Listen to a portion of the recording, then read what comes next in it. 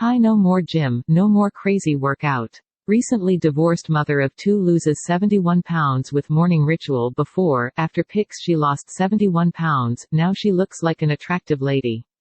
Tanya, a 49-year-old mom of 2, was close to giving up. Her husband had just left her for a younger woman. She was struggling with her weight and her health was getting out of control. She'd tried everything, that is, until she found this odd 30-second morning ritual and dropped 71 pounds in less than 12 weeks. Carter also used this ritual to lose 34 pounds and his snoring vanished.